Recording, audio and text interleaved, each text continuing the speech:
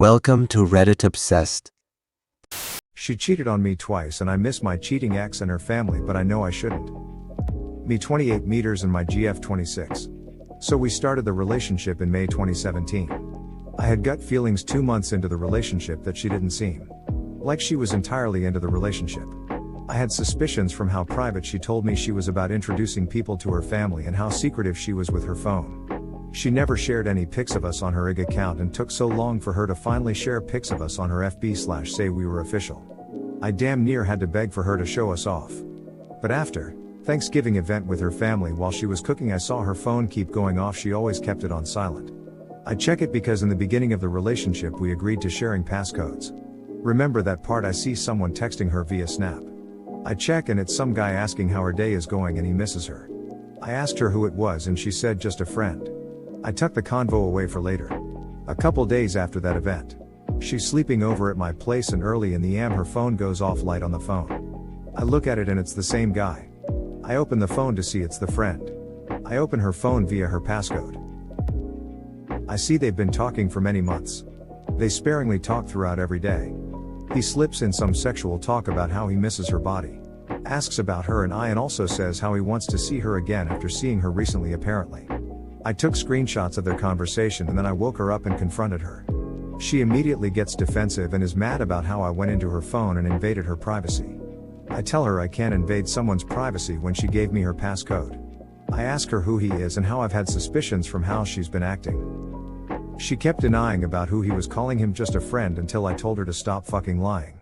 She tells me that they used to date and had sex but it didn't work out. She tells me she only talked with him of all people cause I worked nights and she had nobody to talk to. And he isn't always sexual. So you choose him? So I never tell her about the screenshots cause I wanted to show her family but didn't.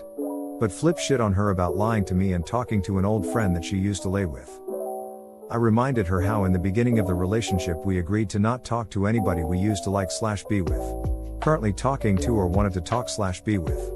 I told her how she's messed up big and it won't be easy to fix things. After that, trust was destroyed obviously, and I told her what she had to do to rebuild my trust in her. AKA show me her phone from time to time. Make me feel like I'm wanted and appreciated. Which she complained about showing her phone.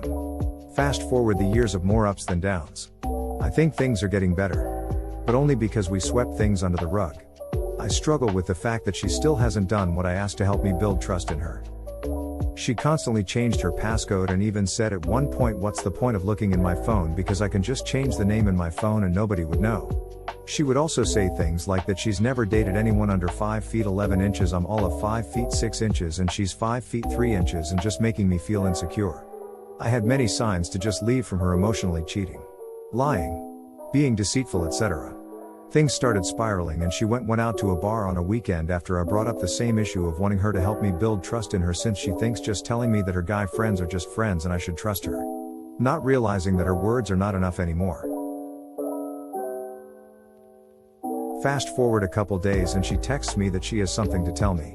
She texts me that she kissed someone else recently. She apparently went to a bar and danced/kissed some guy. She shoved him away when she realized it wasn't me. Again. Another lie most likely.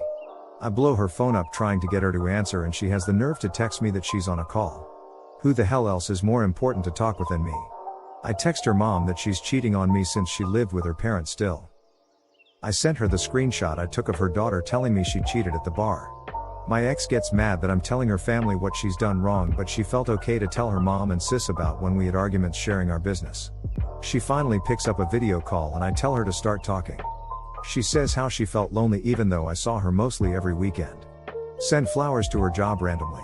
Buy her lunch and drive an hour to eat with her, etc. So she's not lonely. She has the pitiful look on her face while I chew her out.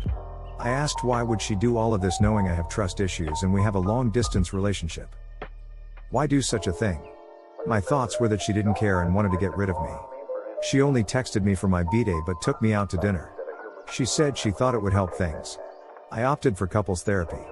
I read tons of articles and books on relationships. I even offered to bring them and read together and do the work they talked about together. She still declined. She said she read articles but never showed them to me when I asked. So most likely another lie. I started researching therapists and landed on one down by her area. I paid for us to go and she only showed to 3 sessions and was, from the therapist's words, she was cold and argumentative. Didn't want to talk about herself but was willing to point out your shortcomings.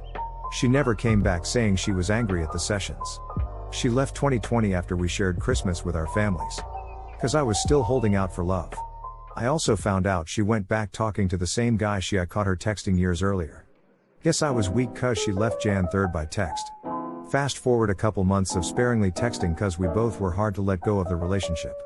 I stopped talking to her for a couple weeks and I finally break and ask how she's been.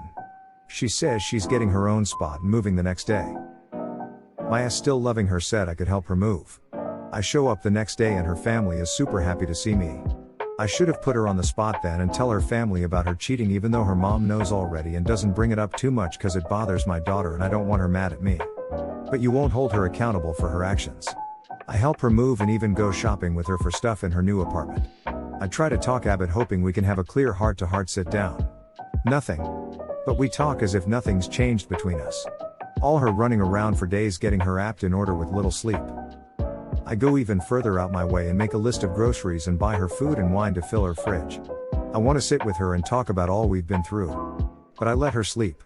The next month she tells me in a long text about how we should move on and how it's better for us. Oh. She never apologized for anything. The one time she did was in her last text saying, "I know I made some mistakes." That was it. The only time in 8 years she's ever apologized. Says she had long to think about all we've been through. When in actuality I already knew about her new guy she was talking to long before she put it on FB, and back when I was helping her move I knew she was talking to someone. I'm sorry for the super long rant. It still hurts knowing I did all of this and loved her deeply. Our families were great together and loved each of us. We were a power couple on their eyes. Best friends. The first young woman I really wanted to marry. We talked about baby names, wedding ideas, future vacations, etc. Crazy how you can blame me for calling you out on your BS and trying to hold you accountable. But you go and tell people I'm insecure or controlling. I was a cop, so she would say that me questioning her was like an interrogation. Lol, well yeah, I'm gonna question you if you've lied, cheated, been very secretive and deceitful. I just wanted the one who said she loved me to actually mean it and work at being sincere and fixing her mistakes. I know my shortcomings and I apologized for the role I played to her and the therapist, but I know I tried to fix things. Her mother and brother-in-law are the only ones that saw the screenshots and know the truth. Like I said, I'm sorry for the rant. She moved on rather quick and just makes me feel like she never loved me and it was all an act. Because her family loved me. I just miss her and her family. Everything felt so right. Not the downsides, obviously. Again, sorry. I did what I thought was right for a man to do and I thought holding her accountable was right. It's like a little that I did. All of it meant nothing. And it broke me, Abbott. She threw it away and I was left picking up the pieces. Am I wrong to feel this way? Comment 1. So you need a dose of reality. You loved her, she didn't love you. Period. She was weak and didn't know how to let you know. So she kept having relationships behind your back. You were determined to keep her. This was all on you. Before anyone says I'm victim blaming, read his long ass story. He says it over and over how she kept saying she wasn't into him without saying she wasn't into him. You choose to believe she was just being irresponsible, or maybe you thought she was scared. Whatever excuse you used in your mind to believe you had some sort of future. You keep saying in your post okay how you have 110 while she gained maybe 20. This relationship was a learning one. On how to spot someone who just isn't that into you. Also to be a damn grown up about it. You go tattle to her family, are you serious? So you tattling tells me that you thought what? Her family would help you bully her to stay even though she clearly was showing you she was not into you the way you were with her. So if anything you truly miss her family more than her. Cause to keep you never really got to know her. You only knew the romanticized version your mind created because you thought you all were a power couple. So I say to help you life the fog you purposely put on yourself. Make 3 lists. The first one, all the things you did for her. All the ways you showed her love and affection. Then make her list of all the ways she made you feel loved on her own. Not prompted from you. All of the times she did on her own that made you feel loved. Or that she cared. Compare the lists. See how you were way more into her than she was you? Now take the lists and throw them away, cause that list of you is the past. And that list of her is the lies you will keep telling yourself to make you think she loved you. Then the third list, write down all the times she hurt you. All the lies she told. All the times you told her she's hurting you but she kept on. All the times she invalidated and disrespected you. When you are done, notice on that list how many times that you played blind because you wanted to believe you all felt the same when this list obviously states different. You keep this list with you every time you start missing the romanticized version of her. See reality.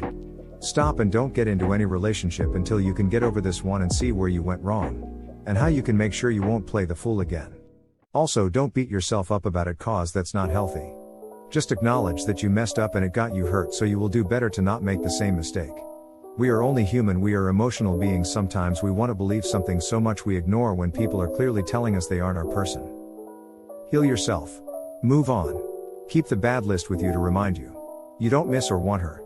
Also, for future relationships, leave her family out of it. We are grown, we don't tattle. If there is an issue you don't like their behavior, do the healthy thing and leave. Getting family involved shows immaturity and should tell you that no one can be forced to act right. Good luck, and I hope you realize that when someone loves you, truly loves you back, they won't need to be told to be faithful, and they will be open. Also, you shouldn't beg to be let into their lives or to tell them to announce to the world you are together. Realize the red flags and never ignore them again. Thank you for watching. If you enjoyed the video, hit like.